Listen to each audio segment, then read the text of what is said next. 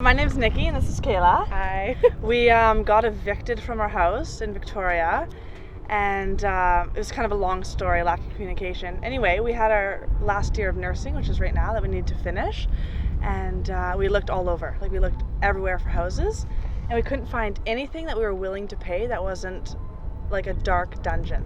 So we were astonished actually, and felt like super disheartened because we've lived in Victoria for over 5 years. And as soon as we needed to find a place, we couldn't find one.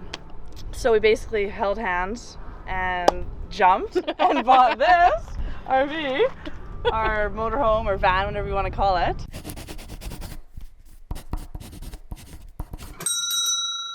This is Kayla's first ever experience.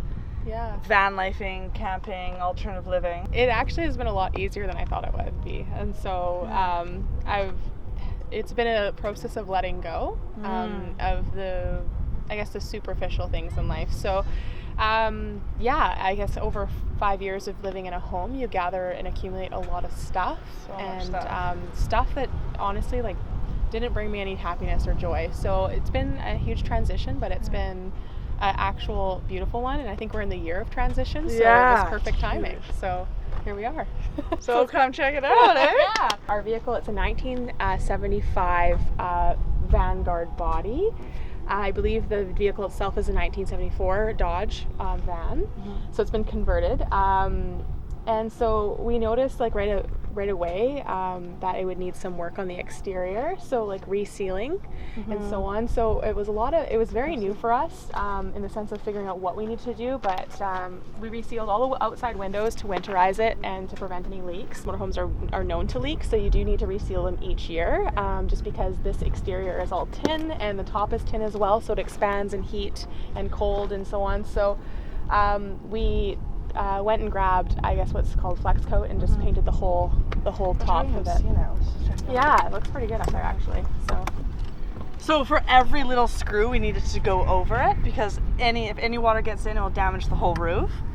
When we bought it, you would step up here and you'd almost fall through because underneath here, the wood's as you can see right here, it's rotted. Oh dear. They backed up the vehicle with the stairs that used to extend down, and it ripped it off. So unfortunately, that's why it's like that. But I guess I'll be a handy dandy woodworker as well, trying to reinforce it and get it back up and running. Kayla does everything. Come on in. I'll only be a nurse, but I'm a mechanic. I think my favorite part is the kitchen. Yeah. I've never been in a vehicle or a home even that's felt so light and bright and provides so much space. It's crazy. Yeah. And the biggest thing is trying to look at how we can utilize space as well as when we're moving, how we can secure things down. There's a few more things that I'd like to do just to ensure that we can just kind of take up and leave whenever we need to. The tools are in here. We have our own toolbox, our closet. So both of us have a bin down here with our sort of underwear, socks, shirts, pants, and then also we have the rest of our stuff here. I love fashion, so I got rid of 6 garbage bags of clothes and donated it actually. So that was a process of just really letting go to all the stuff I accumulated, and I thought I was so stoked on. Now I wear the same shit every day, and it's nobody cares. Kayla did this, which is so awesome. So a spice rack on the wall, because we obviously can't have it here or else it will slide around. I was blown away when we first purchased this. We had 5 girls living here comfortably, and we all had our own cupboard. There's nothing but space. Yeah. So we have all our salt, our pepper, our cooking oils up there. Yeah. Here we have our bowls. Basically, we have 4 of everything because we normally have friends all the time stopping by, and got our cups. In here. We broke 3 bowls on the ride just because of us hitting a bump, so just finding ways to I guess insulate or just give it so that it takes some of the impact when you're driving, because any glass will break. Yeah. So we do all our dishes predominantly in here, just in this bin that's removable. We also have these sinks, but we were learning that you can't pour super hot liquids down here because the pipes are so old that they can't take it. They can't take the super hot water. So that's just like those little things that have been a transition. Yeah. The tank is actually stored underneath this this here. It's a 30-gallon tank. Unfortunately, our water pump, I think the internal piece is dry, so it makes the sound that it's working, but it's actually not working. And, we are hoping to get that fixed, and if anyone has suggestions, please reach out to us, because we've tried everything to see what we can do to get it working, but it's currently we honestly not haven't working. needed it though. We haven't needed it though. Which is so super cool. What we've been doing in place of that is actually behind you, and we fill this up. Typically we use this one for flushing, because we do use our bathroom, our toilet, just for number one right now, because boy is it fun learning how to actually use the sewer pipe and so on when you're dumping and so on. So we're still trying, getting familiar and learning how to do that, but for the most part. Something I love that Kayla did, I would never have thought of this, is in here she put these little like stoppers in between our glass jars so that when we're driving they don't bang and shatter. So that's like a tiny trick that's super awesome. Our fridge, oh, I love this thing. I'm not used to even having such a big fridge, so that's so awesome. And it runs off propane, like you've seen outside, same as the stove. And film camera, containers, books. Like, this is all we have. It's so interesting. We really need, to be honest. Like, we had so much stuff. And also, I thought I was a minimalist. And I couldn't believe how much stuff we had when we were moving from quite a big place to such a small space together. Yeah. So I haven't missed anything. Like, there's nothing I've been like, oh, damn, I wish I had that. So that kind of just shows you that you don't need all the stuff that's there because you don't even realize you have it. Exactly. Nikki's favorite thing, the mirror. Oh, yeah. Actually, I love the mirror. That's her favorite part. Yeah. I think this is what actually sold her on this vehicle, was this mirror. It's fun looking at yourself. But this mirror is in front of our bathroom, so we have a toilet, a shower, a sink in there. We aren't currently using the shower or the sink because honestly it's not really necessary. We go to the gym, we go to the sauna, we use the facilities there. That seems to be fine. The toilet we do use for an emergency, so it is there if we need it. Okay, so come this way. So one thing we have to do is every time we use the bathroom, we move this, which is just like our towels, our toiletry bag, and our toilet paper. So we just slide that here, which works fine for us. And then you can have a look inside. It's really 70s themed. That's what we were going for in here. Yellows were in that time. I'm sure they're a nice yellow hand cloth.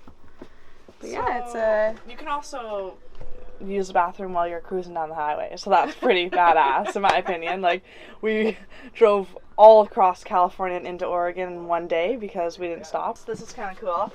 So let's move this.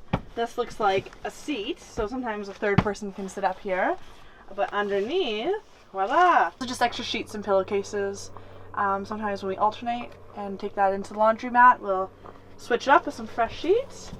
Linda drives like a charm, so that's awesome. Like, every time or anytime we need to go anywhere, we have our entire house with us, which feels so good. Because it's just like, it's so cute and intimate. Okay, bedding. That's kind of the best. So this is built to sleep 6. So this pulls out. We insulated underneath all of the beds with this, which is like it's a graphite interior wall. It's actually exterior wall. So the reason we went with that is it actually helps. It's mildew and mold resistant, and so we wanted something because one, we kind of learned hard the first night that we slept in here and the weather started to change, that our moisture goes right through the mattresses, and immediately you have wet underneath into the mattress itself. So it's like, well, that's not good for your lungs or your body. So, and if it molds, then we can't like do anything about it. So we're pretty much hooped. Yeah. So I'll show you this. Yeah. So that was what we ended up doing. So you literally just pull this out. There you go. This folds down. And then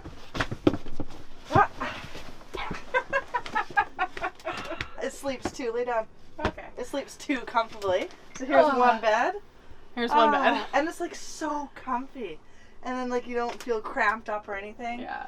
So that's awesome. Oh yeah, there's big storage under there as well, where the extra battery is for all the lights. Yeah. And the water pump. Yeah. And then just some extra storage for tools or wood. Kayla was smart again, and she went to Walmart and just bought comforter covers and just reupholstered the ugly cushions. So this table folds down, and this pulls into a bed again that fits 2 people. Yeah. So primarily, Kayla and I swap from up there and here. We just kind of alternate. Or when it gets really cold, we squeeze up there together, which is kind of funny. And then you want to open the curtains? Yeah. So this is our nice little nest up here. Yeah.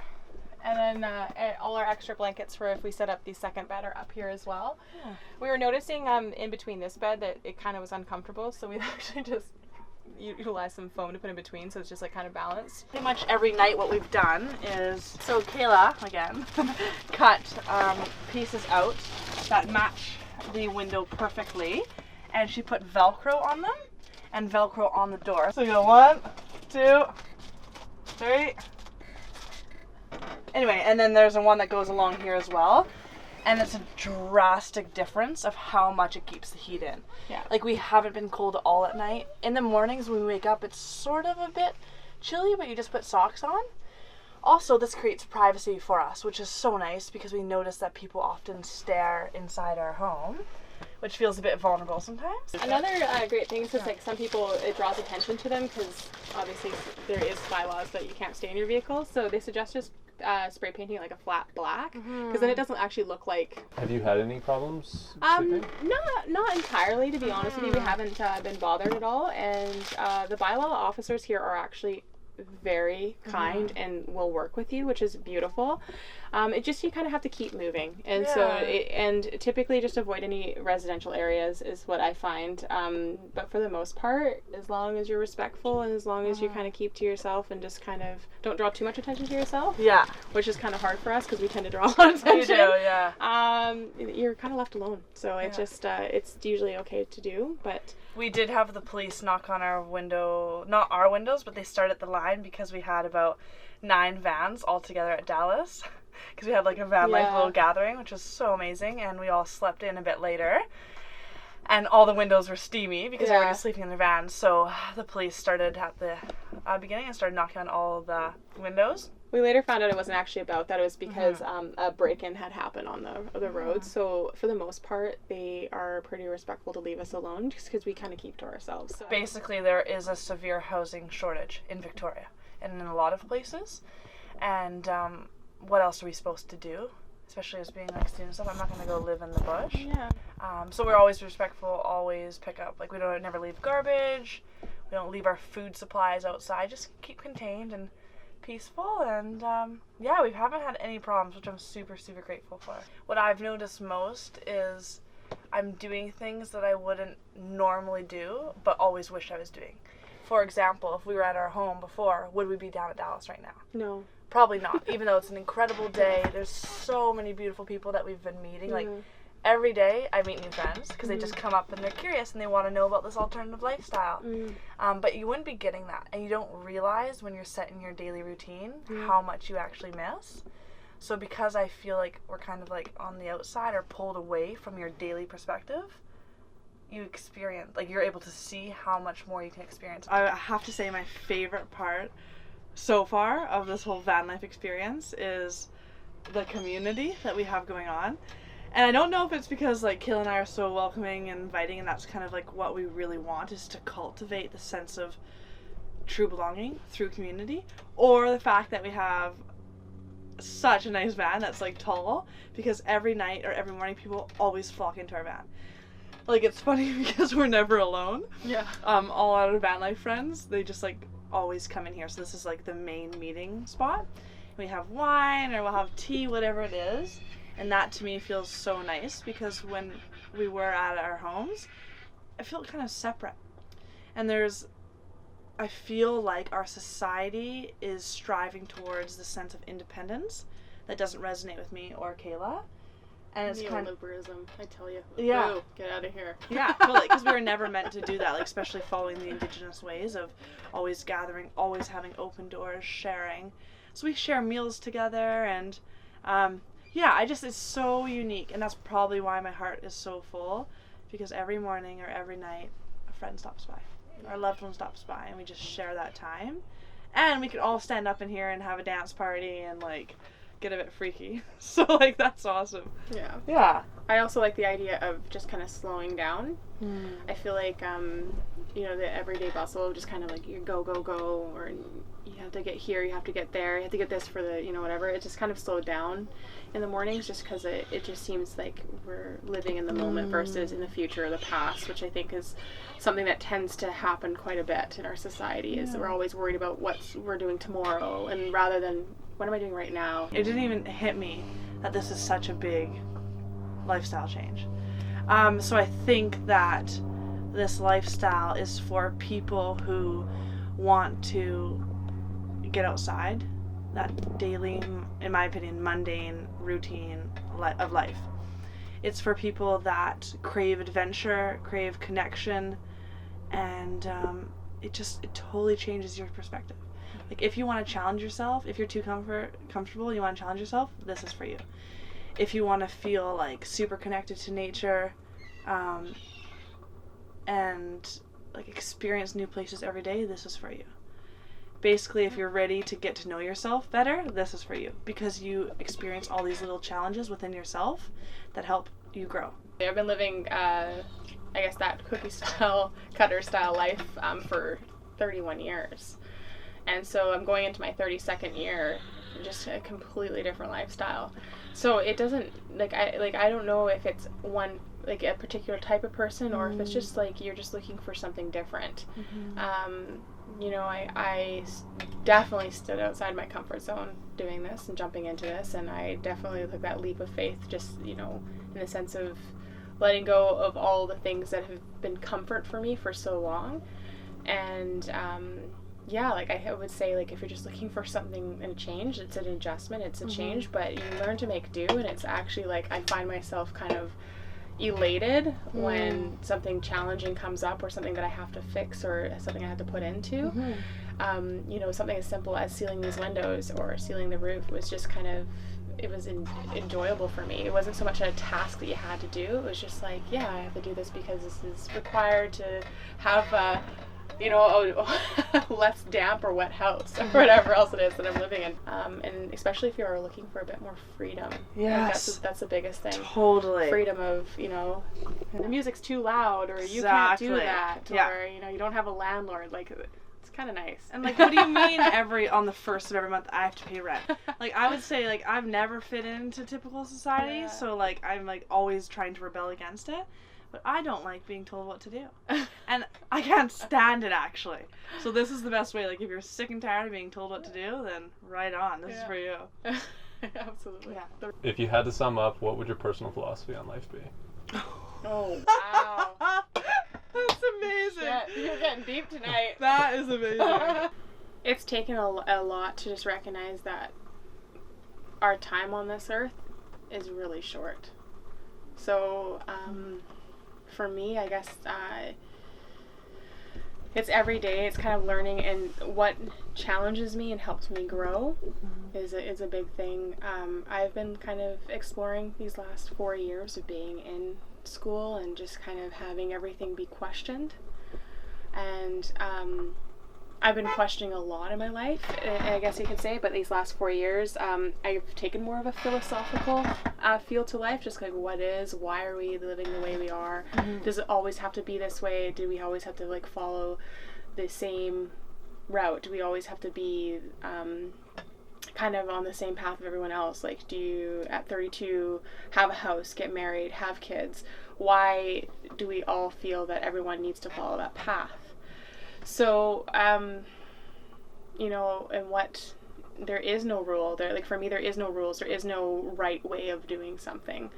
So for me, I just realized life was really short, and that I'm never gonna, well, I shouldn't say never gonna have this opportunity, but there was an opportunity presenting to me, and it was a leap of faith. It was just really just kind of, let's do this, and I've never been more happier.